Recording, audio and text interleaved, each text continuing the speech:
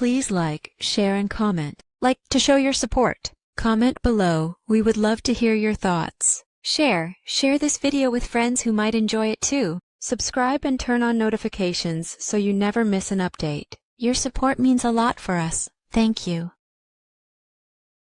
इयम् आकाशवाणी सम्प्रति वार्ताः श्रूयन्ताम् प्रवाचकः पुनीत त्रिपाठी।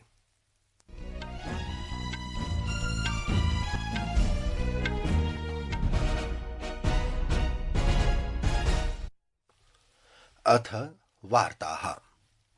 प्रधानमन्त्री नरेन्द्र मोदी अद्यारभ्य गुजरात राज्यस्य त्रिदिवसीय यात्रायां भविष्यति। प्रवासकाले प्रधानमन्त्री सोमनाथ स्वाभिमान पर्वस्य अनेकेषु कार्यक्रमेषु भागं भजिष्यति। श्रीमोदी राजकोट, अहमदाबाद, गांधीनगर इत्येतेषु स्थानेषु प्रमुखेषु विकास कार्यक्रमेषु विभिन्न सभायां च भागं ग्रहीष्यति।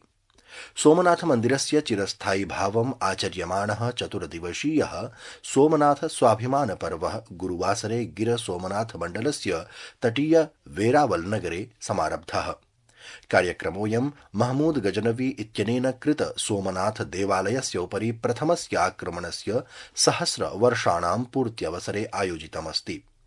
प्रधानमन्त्री अद्य सायंकाले सोमनाथं गत्वा सोमनाथ मन्दिरे ओंकार मन्त्रस्य जप कार्यक्रमे भागं ग्रहीष्यति। सः मन्दिरे ड्रोन प्रदर्शनमपि पश्यति।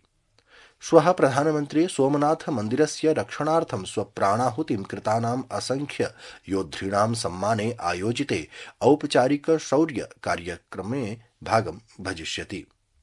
सः सोमनाथ मन्दिरे पूजार्चनां कृत्वा सोमनाथ स्वाभिमान पर्वस्य अवसरे एकस्मिन् सार्वजनिक कार्यक्रमेऽपि भागं स्वीकरिष्यति।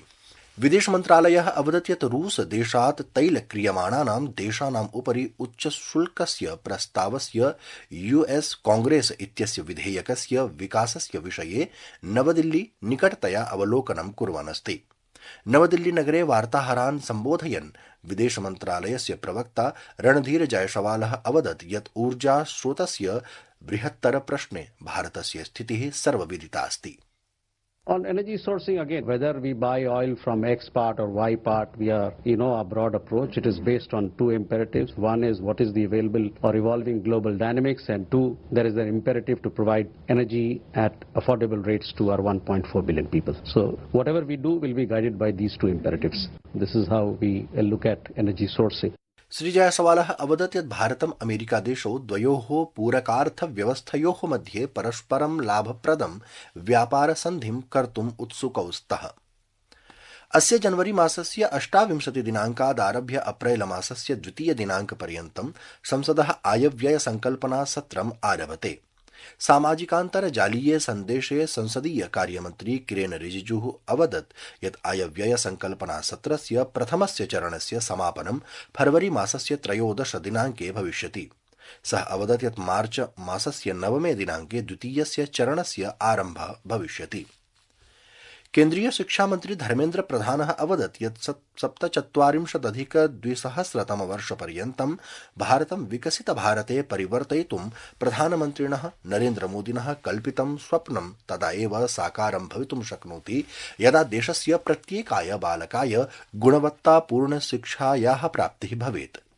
सः ह्यः नवदिल्लीनगरे समग्र शिक्षा 3.0 विषये हितधारकैः सह एकदिवसीयं परामर्श सम्मेलनं सम्बोधयन् समग्र शिक्षायाः पुनर्कल्पना वर्णितवान्। केन्द्रीय सूचना प्रसारण मन्त्री अश्विनी वैष्णवः अद्य अधोरेखितवान् यत् प्रसार भारती इत्यस्य वेब्स मञ्चः व्यापकरूपेण वैश्विक प्रशंसाम् अवाप्नोत् तथा च 5,000 कोटिरूप्यकाणाम् अन्ताराष्ट्रिय व्यापारं समर्जितवान्। डीडी न्यूज वाहिन्यां क्रिएटर्स कॉर्नर इति नूतनस्य मञ्चस्य उद्घाटने श्री वैष्णवः इदम् उक्तवान्। इस रिफॉर्म में कंटेंट क्रिएशन का, जिसको पुरानी भाषा में हम प्रोग्रामिंग कहते थे, प्रोडक्शन कहते थे, उसका एक नया तरीका 2026 में प्रसार भारती अपनाएगी। इसमें एक नया ऑपरेटिंग सिस्टम क्रिएट होगा, जिस ऑपरेटिंग सिस्टम से information and broadcasting ministry, Prasar Bharati और इसके साथ जुड़ी हुई बहुत सारी संस्थाएं, उनका ओरिएंटेशन चेंज होगा मोर टुवर्ड्स द इंडस्ट्री।